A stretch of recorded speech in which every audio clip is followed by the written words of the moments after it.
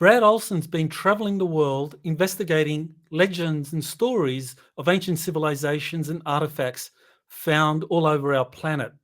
And he spent 21 days going down the rivers of the Grand Canyon, the Colorado River, and tributaries, investigating rumors of caves with fabulous riches and gold. So he knows a lot about the Grand Canyon, the legends associated with it, and he's going to be today introducing us to some of these legends, and we're going to be talking about how these relate to one of my insiders who claims to have gone inside one of the caves where he saw some fabulous things. You're listening to Exopolitics Today with Dr. Michael Salla, your source for the uncensored truth regarding the human, extraterrestrial, global, and political agenda. Click the like button and subscribe to this channel. And now, here's Dr. Michael Salla. Well, welcome, Brad, to the show. Well, hey, Dr. Salla, always great to be back on Exopolitics Today, where you reveal some of the great mysteries and wonders of the world that people have a right to know, and are good to have a source such as yourself offering that information. Well, it's great to have people like yourself who are very experienced, who have traveled these places and seen them, because I do work with a lot of interesting sources and they tell me things. I mean, you've met my Army insider, JP, at a conference in Florida. So, you know, he's the real deal. And he's been having some incredible missions, and he's said that he traveled to the Grand Canyon on a mission and saw things. So I figured, well, the best way to be able to kind of corroborate the things he saw was to have you on the show, because really, you know, you've been there, you've traveled there. So why don't you kind of tell us, you know, what got you interested in the Grand Canyon? And I know you spent 21 days rafting down there. So why did you do that? Well, I just do those kind of things, Michael, just like getting on a sailboat for Antarctica, crossing the Drake Passage. Sometimes it's difficult going, but it's worth it because I'm a traveler. So I've been to all 7 continents, and I'm in search of all the great mysteries that are out there, including this newspaper report of the Kincaid Expedition about 115 years ago. And that was when this group went down, the explorations in the Grand Canyon, and reported on finding these massive caves, which contained all of these various artifacts, suggesting Egyptian, but also Far Eastern, such as what was described, we would think today, of a Buddha in a meditation posture, but certainly icons of the Far East. So I was very interested in this before I took the Grand Canyon trip in 2003. And because I started my career as a travel writer, I was getting a lot of invitations to do press trips, or junkets, as they're called.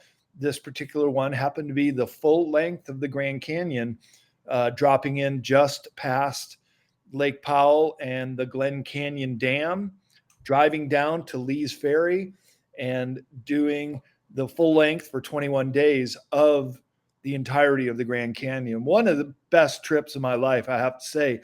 And that the Grand Canyon is so fraught in mystery really only enhanced the voyage. Well, I know there are these legends like the 7 cities of Cibola. So what do those legends have to do with the Grand Canyon? I mean, is the Grand Canyon kind of like commonly known by the Native Americans as a place where you have these ancient cities kind of hidden? Well, let's remember the history of the colonization of the Americas, first by Christopher Columbus and the Caribbean, to be followed by many of the conquistadors who traveled overland to the lands of riches. And one of the famed locations in the Southwest was El Dorado, or also one of the 7 cities of Cibola. So they were very interested in trying to find these locations because they already had a good degree of success by looting the Aztecs and then the Incans. And so North America was the natural next step when they heard these stories of untold riches and vastness of wealth, particularly gold wealth, Michael. And that plays into the whole Grand Canyon saga, is the gold.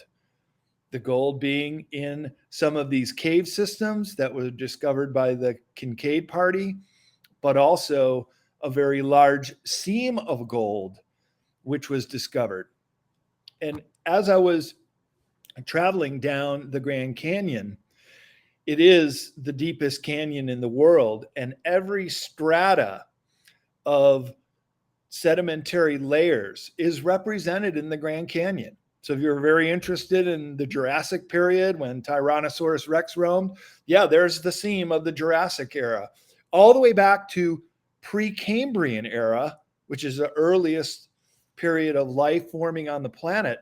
But even the black core mantle of the planet itself, in one of the rare and only few locations where this is located.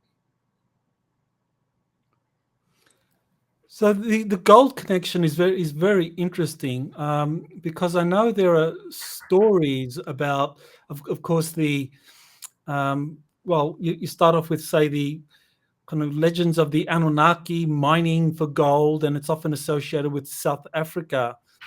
And I know that there are stories about fabulous gold deposits in Romania, in Bucegi, in the Bucegi Mountains, that there's supposed to be an incredible gold repository there in the middle of the Carpathians. But now it seems that, the Grand Canyon also has similar kind of very rich gold deposits. So yeah, it does make you wonder whether this is all being kind of kept secret. Kept secret for a very good reason, and that is, if you have a currency, taking us up to this modern age, that is not backed on a asset such as gold, you can't compete in the world market of fiat currencies. So that's why every single currency on planet Earth right now is a fiat currency. Even if a basket case country such as Zimbabwe were to introduce a gold-backed currency, it would become the most sought after currency on the Forex because it's backed by gold. So you have to have an absolute monopoly on keeping it a fiat system. And that is partly what the central banks of the world have been responsible for. Now, there's this great interview by Bix Weir. It was a presentation that he did at Anarchapulco conference down in Mexico a couple of years ago. And then he represented it. It was so popular, he's just brought it back again. And Bix Weir, the way it's spelled, is Bixweir, and it's on the road to Ruta. But this particular interview is called Facts, Myths, and Legend of the Grand Canyon Gold. And he is making a very powerful point that when this gold was discovered, and it was discovered in the early 1900s, and there are headlines from the New York Times that tell of vast riches in the Grand Canyon. Man engaged in dredging operations expect to astonish the world. So one of the seams of gold ever found, but the problem was getting down in there, getting way deep down in there, because the Grand Canyon is over a mile deep. But there is a location called Lee's Ferry, which is just beyond the town of Page, Arizona, where you put in, where all the boats put in for the raft trip. But just 20 miles past Lee's Ferry is where they found this seam of gold. So they had to go to the effort of creating a big barge to carry the gold out. And this was all being reported in the New York Times and other articles saying that we had this problem. The very next year, when the New York Times article appeared in 1912, the very next year, the Federal Reserve was created to, quote, deal with the problem. And that is to abruptly shut down the mining operation in the Grand Canyon. And they created a cover story of a plane crash to close it down so they could get the remaining mining operation out of there and whatever gold had already come out. And then also in the following year, Woodrow Wilson created the National Park Service, which nationalized the Grand Canyon by designating it the second national U.S. national park just after Yellowstone. So by doing a national park in the Grand Canyon, Woodrow Wilson banned all mining in the Grand Canyon. And since then, 80% of the Grand Canyon, which is a vast national park, 80% of it is off limits to hikers. The only reason they use is, quote, too dangerous. And I'll tell you this too, I gained from the Bix Weir article, or his presentation, was that 90% of all caves in the Grand Canyon have yet to be explored. So this is just phenomenal that there is this vast gold, and that when we go up to the Kincaid article, which was in the Arizona Gazette, not in the Phoenix Gazette, because the Smithsonian had to make a statement saying that, oh, well, we looked into all those reports of the missing of the Grand Canyon exploration of Mr. Kincaid, who they say never existed, but then there is evidence that he did exist, and you can find him in the newspaper clippings where he's from. And they went on to say that this GI Kincaid and the whole Smithsonian expedition was going down there to find these caverns, which contained a vast amount of wealth, including these artifacts from the Far East and perhaps even Egypt. So the natural question is, what the heck are they all doing down there in the Grand Canyon? And the answer was coming for the gold. Very fascinating that Kincaid was able to kind of like find all of this back in 1908. That I think he was on his own. He rafted down the Colorado River on his own, and he was able to scramble up the rocks, up the canyon walls there, and find the cave that was part of that, the Phoenix Gazette. And then after he reported to the Smithsonian, then there was a second expedition, and this time it was headed by Jordan. And this is where they made, I guess the Smithsonian kind of like got their hands on all of that, all of those artifacts, and mummies, and of course various hieroglyphic writings, that all these things were seen. So I guess I don't remember the Kincaid expedition talking about gold per se, but nevertheless the other sources talk about gold in that area, so you would think in there probably was some gold artifacts as well.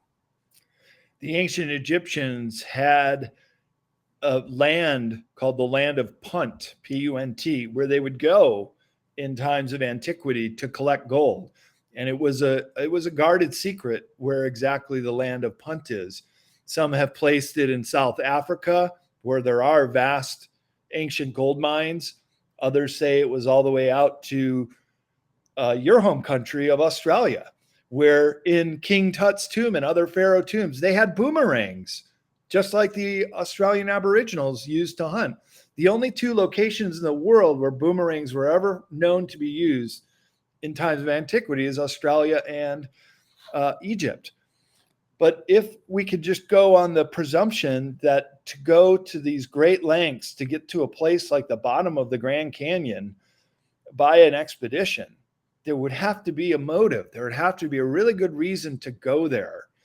And by going there, to stay there, to be able to survive, to create a mining crew if it was indeed the gold they were going to excavate, or to create this cave system and place all these artifacts in there. And that's when the Kincaid Expedition report is really fascinating, because he said it was multiple caves that went into various rows and levels, and they were all filled with artifacts. And it was a massive undertaking to not only just create this cave, but then to put all these artifacts in there. And the big question today is, where could this cave system be? And that's why your interview with JP is so fundamentally important, because these are new data points suggesting that this cave system is in there, filled with artifacts, as many as the Smithsonian presumably couldn't carry out with them, that there still be something there. But it's within a vast cave system that extends all throughout the Grand Canyon area. In fact, the U.S. Army did a test by lighting off smoke bomb cannons and watching where the smoke would emerge. And in some instances, it was 20, 50, even 75 miles away up on the Kanab Plateau, and then other portions of the Grand Canyon then had smoke coming out. So they know how extensive the cave system is. So it could be these caves had exploited existing caves and just carved them out, or were boring devices, some kind of subterranean that they use for the underground bases in modern times, a form of technology to put them in there. Because the cave that Kincaid found was way up on the side of the cliff. And Michael, when I was going down there, I had a pretty good idea of the location, and we'll talk about that in a second. But there was no sign of it, nor do I think they want any sign of it. And so it's quite possible that they avalanched over the cave so nobody could see where it was or get in there. One of the things that was very kind of clear in JP's interview, where he talked about this kind of mission where he went inside of the cave and described seeing various things, but he saw many gold tablets with Sumerian writing. He said the walls were covered in hieroglyphics like the Egyptian, but the writing was like Sumerian. And that these were gold tablets, and they were like stacked up, or that they were on stands, and they weighed about 60 pounds each. And so, and that immediately what came to mind was Joseph Smith and the Mormons. Joseph Smith says that he saw these stone tablets. So, what do you make of that? Is that possible? You say gold, eh? Well, that kind of ties it all together again. The golden rule. He who has the gold makes the rules. And so if our country were ever to go back onto a gold standard, or any country of the world were to do that, wouldn't it make sense for the government to keep their stash of gold a secret? And that's why it is in this portion of the Grand Canyon that is off limits, that can't be going there. And so, yeah, ancient hieroglyphics, statuary, and many different chambers, and as well as giants mummified, which we talked about on our last Exopolitics interview. So you get the giants in the Grand Canyon too, and some kind of ancient civilization that spent a lot of effort and time to build out this cave system and populate it with everything that JP and others have seen, to the point where, yeah, it's there's that Buddha-like figure, the one that I've heard and is even described in the Kincaid article, with the elongated ears, with the hand mudras, and a seated Buddha posture that would suggest a Far East influence as well. And of course, you have the giants there, which is fascinating. That they just kind of like appear again and again in these many stories. Before we kind of like come back to the topic of the giants, I just wanted to bring up the crypts or the tombs that Kincaid talked about, that he saw these. Yeah. So you want to explain what it was that Kincaid saw in that cave? Well, these would be the mummified giants. There could also be a statuary of giants. As we know from ancient Egypt to virtually all the cultures of prehistoric time, self-aggrandized their kings or themselves or their court.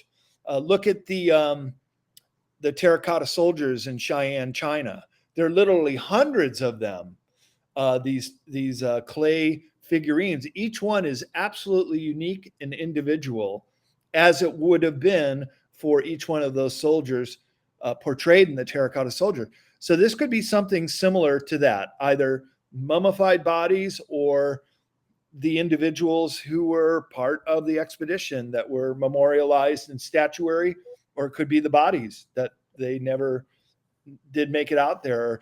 The terrain is very harsh. I'll say this, Michael, extremely hot in the summer, very cold in the winter. You have the Colorado River as a freshwater source, but very little can grow down there. There's not much soil. It is high desert country. So the challenge of feeding the people that were down there or living there, unless it's some exotic source or it came through the cave system, is another possibility, that perhaps they moved everything in through this expansive cave system that has not been explored, but they wanted to get the entrance into the Grand Canyon as close as they could to the gold seam. That's my best interpretation of why it was placed where it was. Well, one of the things that was kind of like very significant for me was, when JP told me about his trip into this cavern, he said he saw a lot of mummies laid out, and I didn't kind of like ask him about how they were arranged, but then I read about the Kincaid Expedition, and of course it was described that the mummies were kind of like stacked on top of one another. So I then did a follow-up. I just asked JP, well, how were the mummies arranged? I mean, he still doesn't know anything about the Kincaid Expedition. He does now, but after I asked him, he said, oh, they were stacked up. So that to me was like, wow, that he may have been in the same cave that Kincaid had visited in 1908. So he went to in 2023. So what's that? That's 115 years. I don't know. Has anyone else ever come forward to say that they've been in one of these Grand Canyon caves and saw anything like what Kincaid saw? Because it seems to me that JP is the first person since the Kincaid expedition to go into that particular cavern system. And I'd say you're right. I do not know of anybody who has penetrated into it in a physical form, but being able to astral travel and look at it remote viewing, that is a way of investigating. I know people who have gone down there even illegally with drones and have flown them over. Gary David, Clifford Mahudi, who has just passed but was a Zuni elder, and if they were caught or confronted on what they're doing, he has a very legitimate reason of saying, this is the land of our people. And also in the Grand Canyon system, there is a river that comes in called the Little Colorado that is basically the drainage for the whole Navajo and Hopi Indian reservation land in northeastern Arizona, flows out through the Little Colorado River. And 3 miles from the confluence on the Little Colorado is a big travertine dome made by a geyser of mineral water and created layer upon layer. And the top is a little nipple, a little hole. And that is where the Hopi people have prophesized that they came from. They came from the inner earth, the third world, where they lived among ant people, their words, and came up to the surface in this fourth world in their cosmology of the Hopi people's existence. So Clifford Mahudi going down there is just doing investigation on his ancestors. And there's some ancient Hopi ancestral Puebloan is the term they prefer to be called, dressing up as the Kachinas, dressing up as perhaps these ant people that they encountered in this inner world. So this discussion of the Kincaid expedition and what they found down there is as much of a discussion of the inner earth and what might be existing, including other races that could still very well be there, as well as all these artifacts that support the claim. Well, that takes me to a very interesting part of the JP mission into this cavern, because he describes seeing the golden tablets, he describes seeing the mummies, he describes seeing the hieroglyphs on the walls, which are all what the Kincaid expedition describes seeing. But then JP says they continued on into a deeper part of the chamber, and they saw a spacecraft, and it was a craft that was designed for a smaller race of people. So that JP and the team that he was with, I think it was 8 people, that they had to crouch when they went into that spacecraft. Hmm. And he thought it was a prototype for the ant people, because in one of his earlier missions, several of his earlier missions, he had gone into an underground civilization occupied by the ant people. He had met their king, interacted with them, saw how they were uh, organized, saw some of their advanced technologies. So he recognized this craft as belonging to the ant people. And so that was part of the expedition. And he said that the park ranger that was accompanying him was kind of like a gog at this, that he'd never gone that far into that cavern, and he saw the spacecraft, and that's why they got the military to go in, because they have expertise apparently that the park rangers obviously don't have. No. That's very, very interesting, because that also corresponds with what is below the Great Pyramids on the Giza Plateau. And that goes down several layers. It's like Swiss cheese down there, with different channels and canals. It even goes down to a water level that Dr. J.J. Hurtak even showed me images. It was so huge, the cave system under Giza, perhaps in a similar layout to this, an interesting Egyptian connection. So big, the largest cavern at water level, you could put any Gothic cathedral in Europe and fit it inside these chambers underneath the Giza Plateau, including a UFO craft, which is reportedly down in there too. And Dr. Lerner, who is an Egyptologist who works with Zahi Hawas, made a slip up once and even referred to this craft under the Giza Plateau in this ancient underground base. So here we are with cave system again, Egyptian technology and artifacts, and a great mystery. In Egypt, they call it Egypt Gate. In this country, we call it Smithsonian Gate, because the Smithsonian will come in, and I document this in my book, Beyond Esoteric. They'll come into a giant dig site, like flip out their badge, say, we'll take control here. And they confiscate all the bones, all the artifacts, never to be seen or heard from again. And we just got word today that there was a Supreme Court ruling. I do want to look into this and make sure that this is correct information. But just the headline that we were both sent along with Alex Collier is that the Supreme Court has released classified documents dating back to the early 1900s, proving that this organization participated in a major historical cover-up of evidence, showing that the giant human remains in the tens of thousands were found across America and destroyed at the behest of the highest ranking officials to protect the prevailing chronology of human evolution that existed at that time.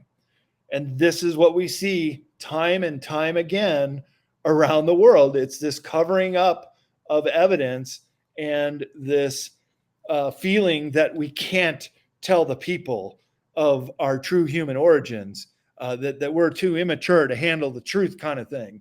Well, I think that time is long gone or never even existed, and we definitely do deserve to hear the truth.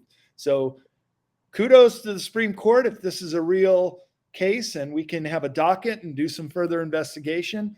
But it would be a case worth hearing anyways, and certainly reprimanding the Smithsonian Institution for all the damage they did and all the hiding of key historical information, like what was found in the Kincaid Expedition, and bringing that to light and letting people understand their own true history. That's amazing, really. I mean, the significance of that. I mean, yeah, as you said, we got to confirm that. But the fact that the Supreme Court may have ruled on this, and that the Smithsonian was doing something that was kind of like damaging to the history or to the national interest by hiding all of this and dumping the giant skeletons in the oceans. I mean, that's huge, and kind of like it's confirmation that we're living in a different age now, that things that have been covered up by the Smithsonian, and I want to get your take on this. I mean, when we're talking about the Smithsonian Institution, are we just talking about like a philanthropic organization that has a kind of a board of directors that says, oh, let's just hide this and keep it away from the general public, or are we talking about an organization that is pretty much controlled by secret societies like the Freemasons, that have their tentacles in all similar organizations around the world to monopolize information, keep our ancient history hidden from us, and that this Supreme Court ruling may in fact be just one more sign that is coming to an end? Yeah, they are in control of our history. It's just like in George Orwell's 1984, where they were editing out portions of history. You can't edit history. What has happened has happened. That's the truth. But in this warped world we live in, where everything is about controlling the narrative to them, yeah, there is this editing process that if you can control what people think is their past, then you can control them in the present form today. And that, I think, is exactly what they were trying to do by keeping this information out of mainstream education, media, and just by knowing officials in government being able to do something about it. But we're seeing these big changes happening around the world, and this could be one of them to release this kind of information. But yeah, it's absolutely a method of control, because we don't know who we are as a species. How do you expect we're going to make logical and informed choices about our future if we can't even tell what kind of technology was used in prehistoric times, or how they were able to get to the Grand Canyon and create this magnificent cave temple? Then we don't even know who we are ourselves. And in some ways, we've gone through a devolutionary process where we have forgotten, as Graham Hancock says, we're a species with amnesia, because we don't even remember our own prehistory. And of course, not being aided at all by these educational institutions, which are more than happy to just parrot the talking points. But I think you're onto something else with the Freemasons, Michael. And in my research of the giants going to all these locations, especially in Nevada, where I now live, in the basin of ancient Lake Lahontan, which was a prehistoric freshwater lake that spanned the whole northern portion of Nevada, and up at the high lake level marks, which you can still see the striations on the side of the hills where the lake level went. But at the highest level were the caves, like Lovelock Cave, like Spirit Cave, where they found mummified giant bones. And what happened after they were discovered? None other than the Freemasons came in and bought them up, grabbed them up, got them any way they could.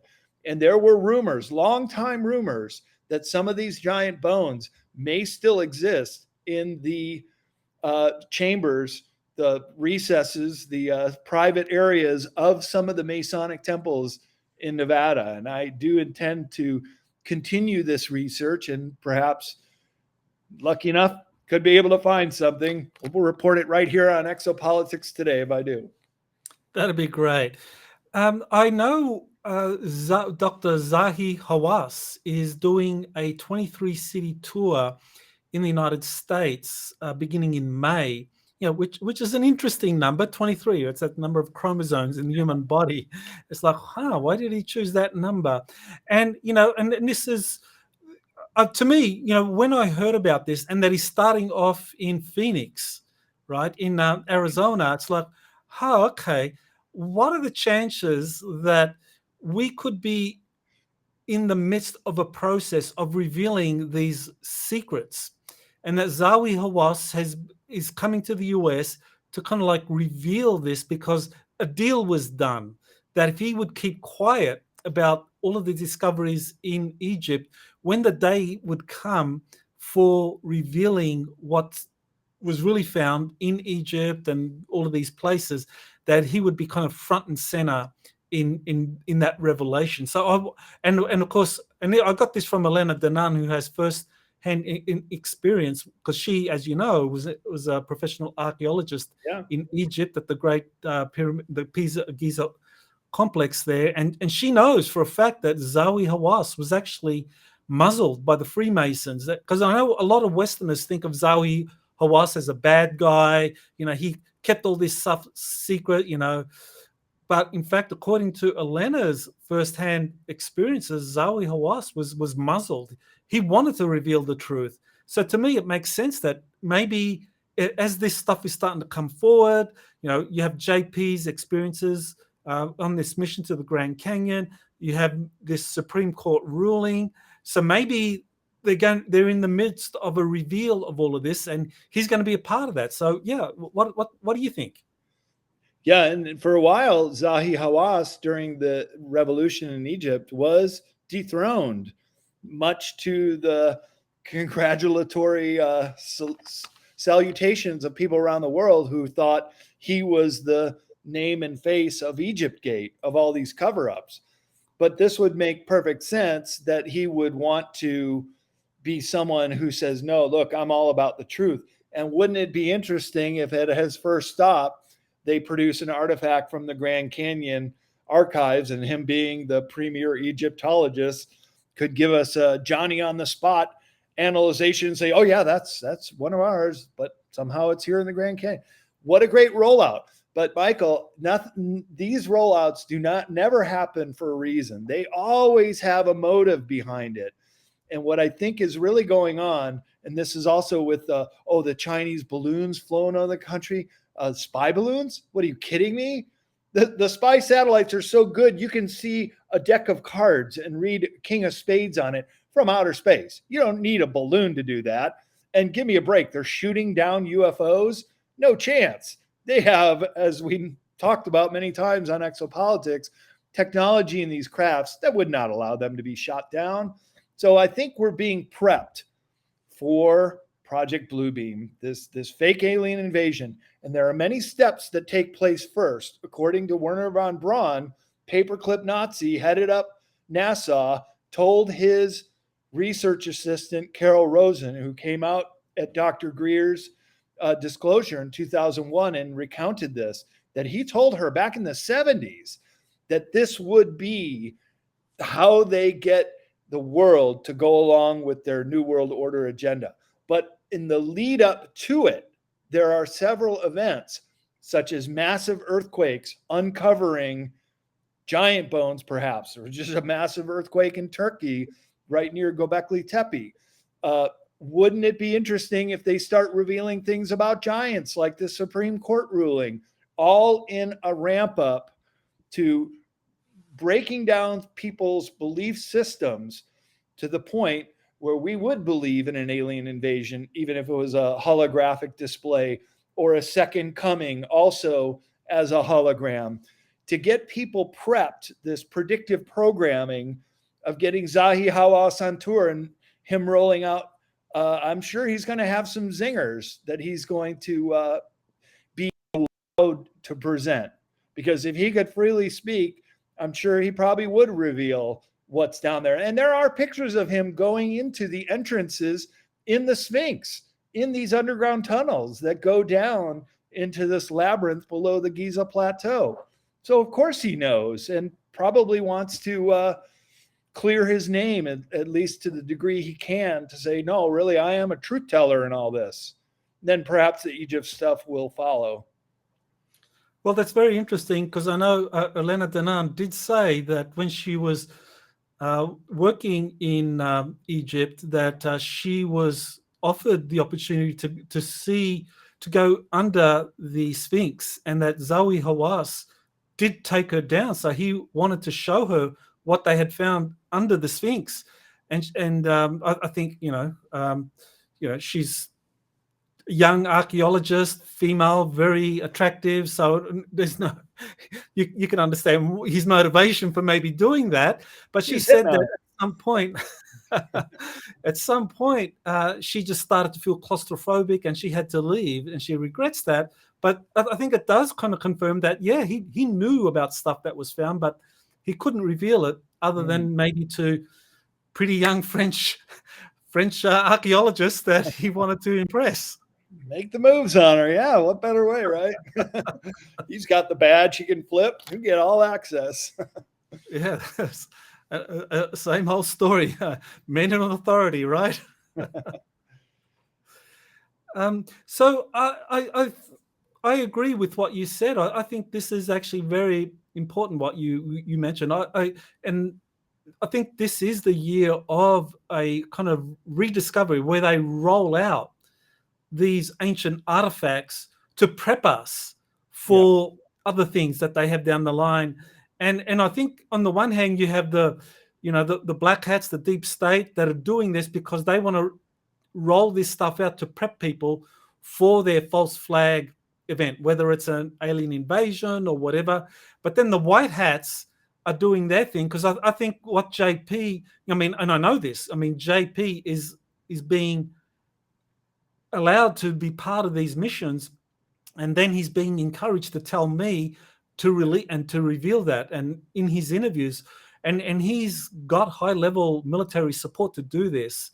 So he's not rogue in a sense. He's not a whistleblower, even though his regular chain of command are kind of like within the army that are like, frowning on what he's doing, but they know that he's being green lighted by people in the covert branch of the services that are wanting this information to come out, because there is a kind of information war. There's a disclosure battle being fought between the white hats who do want this to come out, and of course the deep state that wants to control it. And if they can't keep it bottled up, then they're going to release some of it, but spin it in a way that promotes their agenda. That's right.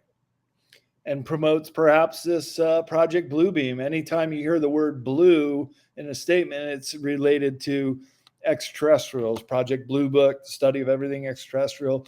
Bluebeam, fake alien invasion, using holograms. And this is what I always say in the interviews for people. If this ever happens, you got to remember it's going to be fake.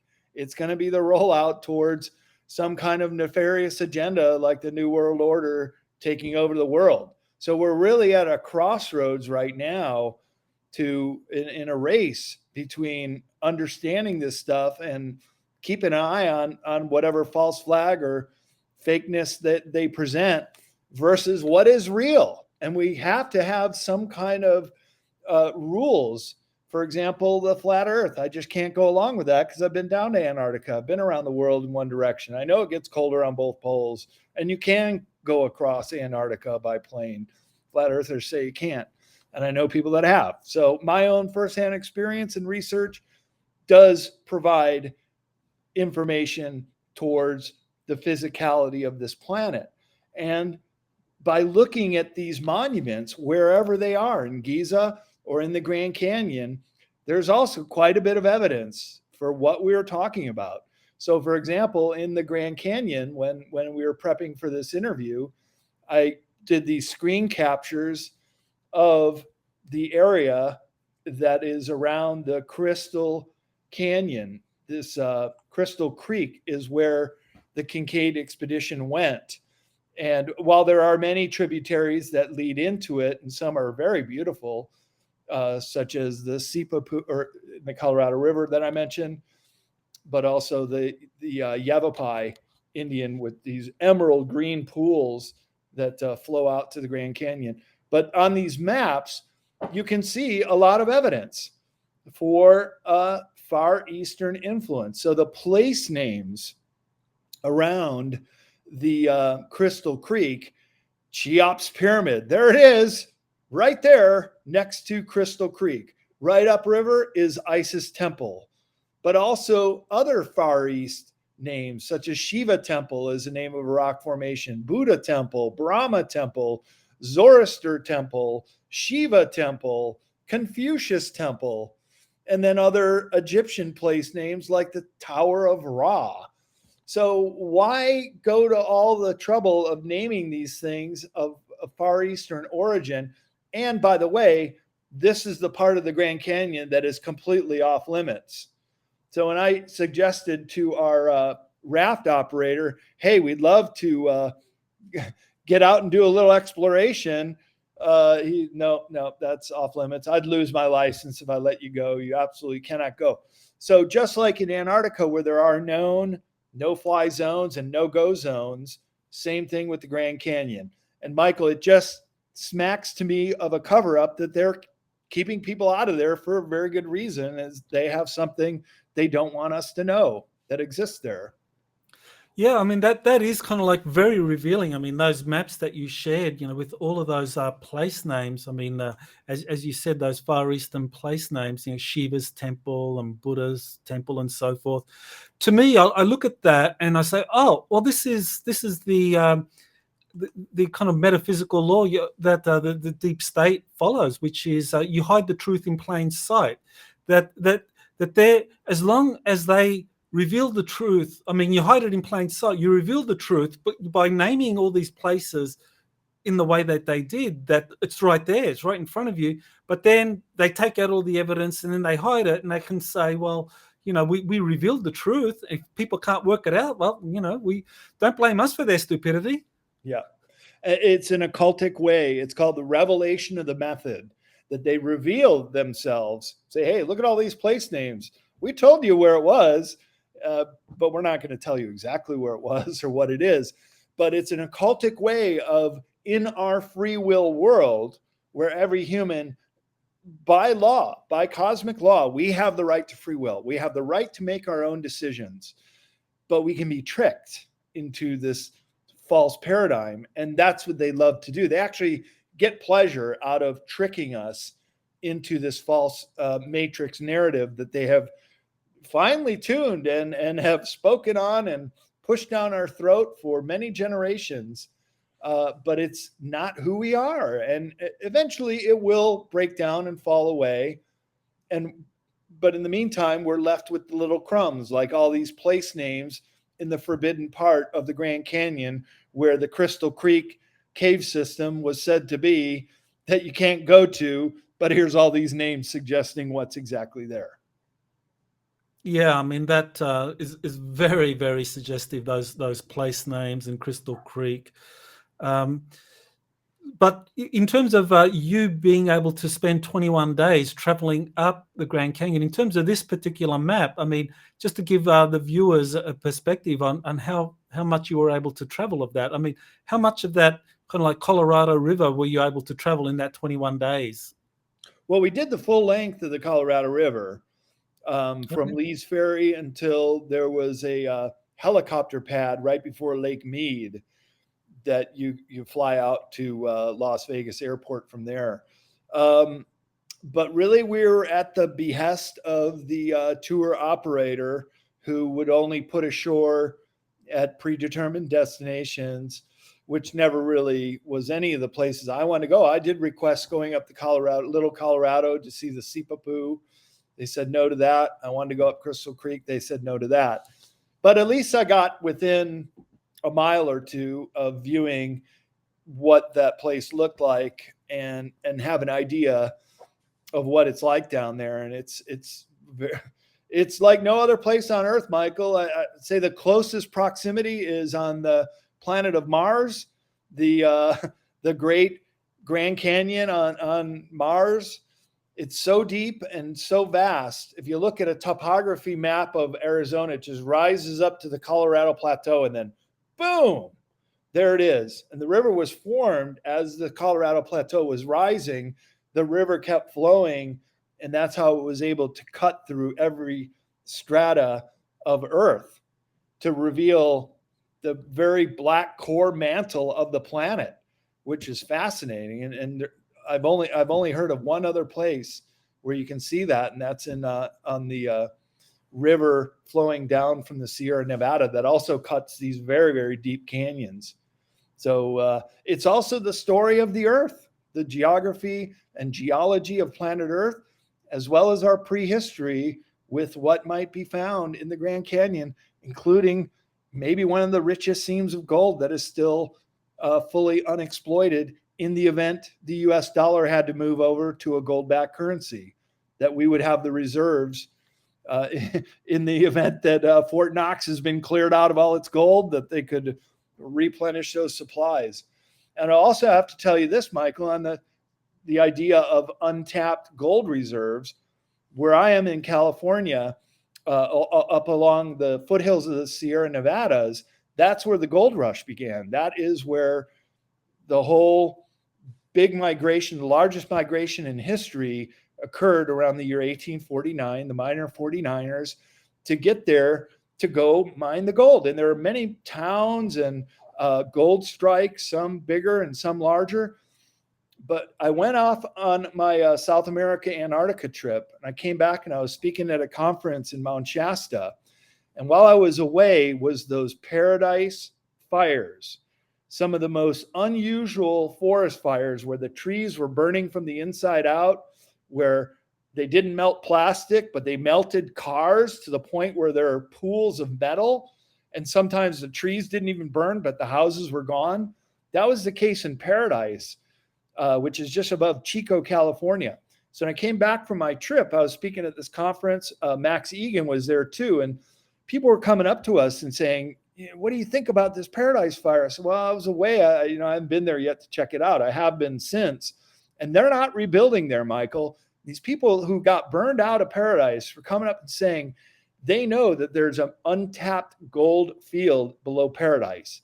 And they wanted to burn out the residents, and they have not given them the permits to build back. Little pockets here and there, but for the most part, that is still a burned out community. And they wanted to do it as a reserve for another untapped gold source, just kind of hanging on to it. It's in your lockbox and below, where you can get to it real quick if you need to.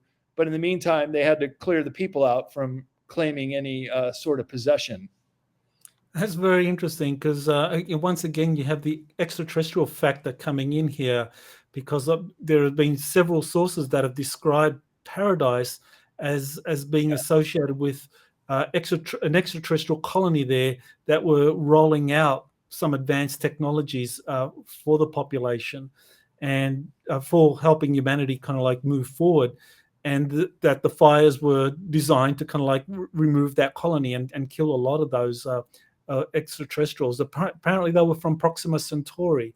So that was some of the information several sources have been describing. But again, it's like, it's the same old story of like, where you have fabulous deposits of gold, there seems to be some kind of extraterrestrial factor, going back to the Sumerians and the gold. That's right. You go back to the Romania, the Bujeji Mountains and the Carpathian Mountains, where incredible gold deposits, again, ancient civilizations, extraterrestrials were involved with that. So yeah, so it does make sense that Paradise and Colorado, I mean, we already know from JP's experiences that there was this connection between, this fabulous, all these gold tablets that were found there and the extraterrestrial spacecraft that was there in that cavern. So again, the gold and the extraterrestrials, they go together. They go together. And let's not forget monoatomic gold too, which is a particulate form of gold. I describe it in my book, Beyond Esoteric, in the chapter on exotic metals. And monoatomic gold, when ingested, can bring people into a multidimensional state of mind. I've tried it, just small amounts. You don't feel anything. It's not a hallucinogenic or any other kind of mind-altering substance altogether. But what do you do if you've done it enough times? I guess I didn't do it enough time because I didn't experience this. But you can have conscious, out-of-body experiences. And in the very first excavations within the Great Pyramid, while they never found anything hieroglyphic or statuary in the Great Pyramid itself, what they did find was this fine powder, which when analyzed was the residue of using monoatomic gold. And it comes out as an excretion through sweat and other glands. And it was found in the king's chamber of the Great Pyramid. And it was on, they still have it in the British Museum, whether they show people or not, I don't know.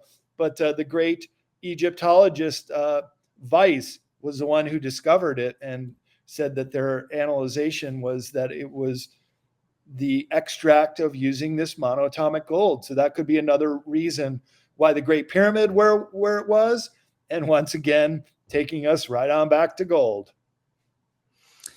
Well, I mentioned earlier, Zahi Hawas is going to be doing the tour of 23 cities. So that kind of brings to mind the Wingmakers Material, where apparently there was in Chaco Canyon where they found an elaborate cavern complex, and I think that was like 23 chambers. So again, that number 23 comes up. So Chaco Canyon and the Wingmakers Material, is there any connection to what we've been discussing in terms of Grand Canyon?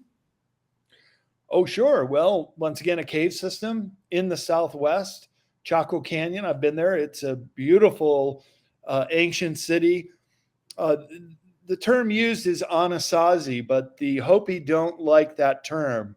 To them, it's the A word, as we would avoid saying the N word.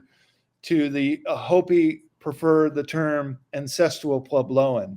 So it would have been in the ancestral Puebloan homeland, and Chaco Canyon was the capital city to this empire. And there are roads straight as an arrow, sometimes going up and over mesas, Michael. It's incredible. The engineering that went into creating the great road system that went to all these other Puebloan communities they call great houses. But Chaco Canyon being the receptacle, I don't like a Washington, D.C., but post-apocalyptic world, going back there and finding all the giants in the Smithsonian or something like that. This was a receptacle of their culture. This was their capital city. And so it would be natural that they would also find a cave system and leave their most valuable repository items in those caves, such as the Wingmaker Material. So, I mean, you did travel to Chaco Canyon. So, I mean, was it restricted in any way? I mean, can you travel through it? I mean, the Wingmakers Material, were you able to ever confirm any of that? I haven't confirmed it, and I'm not even sure where the cave is in relation to Chaco Canyon, but it is an expansive area. You cannot go into Pueblo Bonito, for example, or the Great Kiva. Perhaps there's an entrance in one of those areas, but you can walk around it and get a good sense for how they used to live out there in Chaco Canyon. Fascinating place, one of my favorites in all of North America, and I wrote about it extensively in my book, Sacred Places North America. But in the wider western portions of Arizona and eastern New Mexico, or I should say western New Mexico, eastern Arizona, is this area of all these Aztec or ancient Puebloan people's great houses. And there are some places that are off limits. For example, where Clifford Mahooty came from, the Zuni Mesa, which is one of the oldest continuously inhabited settlements in North America, they have an ancient peach grove, and peaches did not grow in North America. Peaches came from China, yet they have this grove of peach trees that grows on the Zuni Mesa that they say is very ancient and was given to them by these ancestors, this people from the Far East that came here. And Clifford Mahooty was not shy in saying that he believed that the ancestral Puebloans were actually from Lemuria, that came from the lost continent before Atlantis. So their history timeline is that old. And it could be that these caves in Grand Canyon are that old too. So I know you've been traveling all around the world, and you've got a good sense of things that are unfolding. So right now, do you get a sense that we are definitely kind of like approaching some big events in terms of revealing the truth of all these things? I mean, people have been predicting and waiting for a long time for these kind of like ancient mysteries to be revealed. I mean, do you think we're getting close to that time? Because it does seem that there is a kind of like an unfolding sequence of events. I mean, those UFO shootdowns, I think, were very important to just like open people's minds. So, what we've been discussing, I mean, the Grand Canyon, the Supreme Court, JP's kind of like experiences, other things that you know of and you've been experiencing. Do you think we're getting close? We are getting close, and they are doing a little drip, drip, drip, drip of disclosure to prepare people for the much bigger revelations to come. And the balloons and the shooting down of UFOs, I think these are just staged, getting into the news cycles just to get people thinking about it, just to have the idea in your mind that when they do, and I believe it's a rollout, and I think it will be scripted, these bigger macro stories that are just going to shock the world and rock us to the core. And it could come out in Zahi Hawas's tour. I wouldn't be surprised if they're propping him up to be the change director of offering some of these big bombshells. But they're already coming out. And when the mainstream media on Lester Holt a few days ago talking about a mothership in our solar system, this has never been said before on mainstream media. And where have they been for the last 75 years since the Roswell crash on reporting this? So I think it's all scripted. It's being rolled out as planned. And the biggest whoppers of all are yet to come. But we're starting to realize that everything is much, much, much older than ever surmised. Not just 12,000 years ago to ancient Sumer and ancient Egypt, but pre-Ice Age, antediluvian.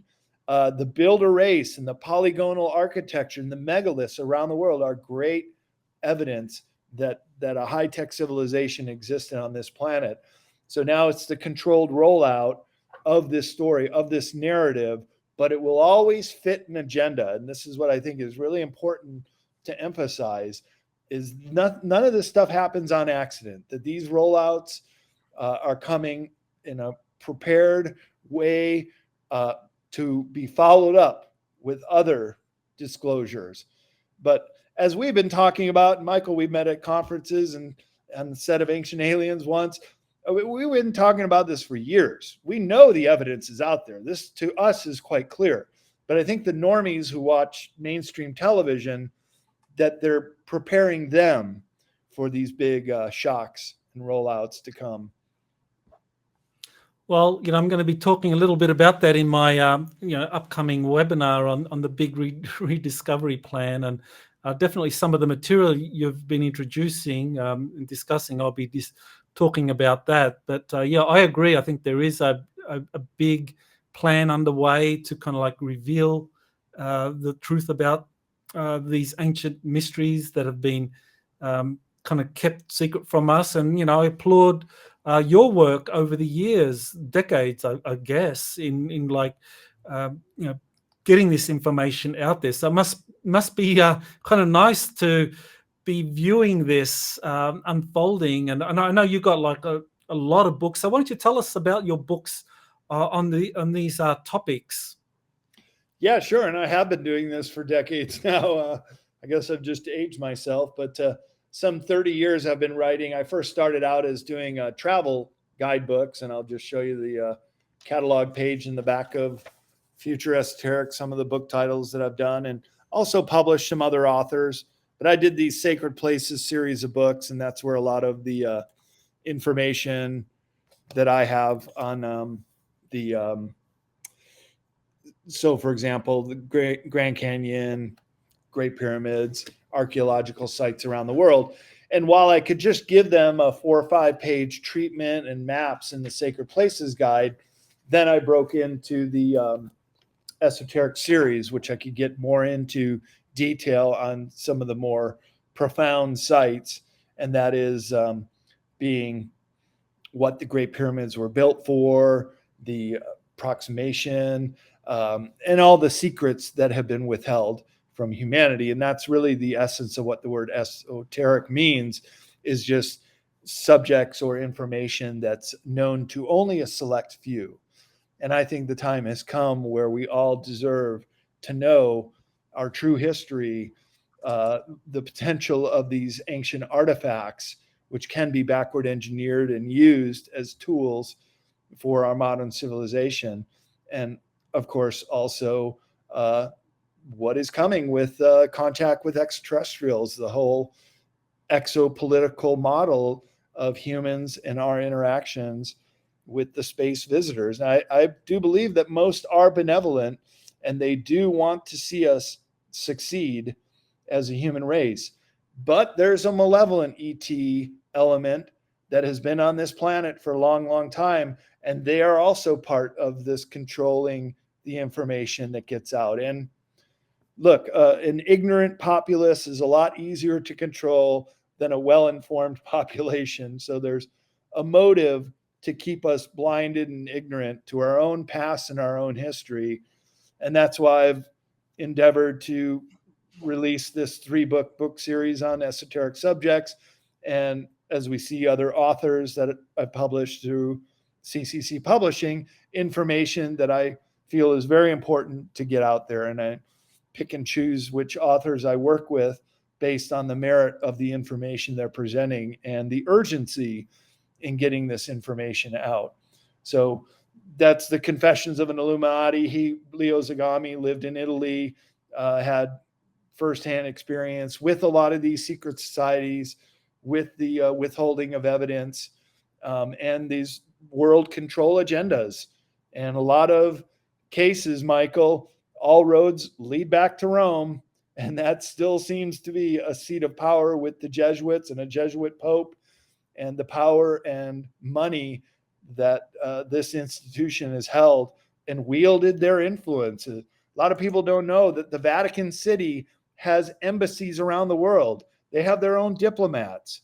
What's a religious city? And there it is. There's St. Peter's Square. What's this tiny little municipality within the larger city of Rome doing with all this power, with their own agents working for and against certain governments too? I mean, they're very manipulative in what they have done as far as shaping the world, the history we think we know, the spirituality that we think we know, and even in the founding of this country, that the mystery man who showed up during the Declaration of Independence and screamed, "America is meant to be free," was none other than a Jesuit Supreme General named Ricky, that is in this fantastic video by Walter Veith, all about the power and control of the Jesuits in the last 500-600 years. And if you see that video, you come away with it thinking in no uncertain terms, this has all been a planned agenda. And you brought up the Freemasons earlier. Yeah, they are part of it too. They're all the Knights of Malta and these certain religious orders within the Catholic Church sphere of influence has been the primary purpose of keeping the world in line with their narrative. And in a way, that's what the Inquisition and the Crusades were all about, was to spread this form of Christendom and to condemn those who offered opposing viewpoints, such as the Cathars. There was a whole crusades against the Cathar, which were mystic Christians. Well, they're all but gone now because they got wiped out. And that's the easiest way to deal with dissenters, is just silence them, get rid of them. Now, in a modern version, we're getting censored ourselves. So some of these things just come first full circle sometimes, Michael. It's funny to watch history unfold and repeat itself. Yeah, well, thankfully they kind of like can boot us off the social media, but we're not being burned at the stake anymore, which is much better. So the websites. I mean, I think you got what, bradolsen.com, and you want to tell us your websites? Yeah, bradolsen.com if you want to follow some of the projects I'm working on, and also my conference schedule. And I do believe you and I will be speaking at the Orlando conference again in October. Great Danny Henderson putting that one on, the Spiritual and Galactic Informers Connection, third weekend of October. We all hope to see you there. And CCC Publishing is my book publishing website. And that's where people can get my books. They go through my office, and I can sign copies for people that way too, if they want to get themselves a esoteric book or all three in the series. Okay, so bradolsen.com, that's the place to go. So I want to thank you, Brad, for sharing your wisdom, your knowledge of these really difficult topics. And I think the field of exoarchaeology owes a lot to you for kind of like bringing out these incredible connections between the ancient civilizations and the extraterrestrial element, and of course the role of secret societies like the Freemasons. So thank you for all your work over the decades. Oh, thank you for having me on, Michael. It's great to know you as a friend and a colleague, and someone who's in service to all and helping people unpack and digest this very sometimes complex information, but is absolutely necessary for people to really grow into and learn, because this is our future. This is who we are as human beings on this planet. And You have been listening to Exopolitics Today with Dr. Michael Salla. Please remember to like, share, and subscribe to this channel. Join or start a conversation in the comments. Take the time to explore the vast library of best-selling books, webinars, and podcasts by Dr. Salla. Visit exopoliticstoday.com.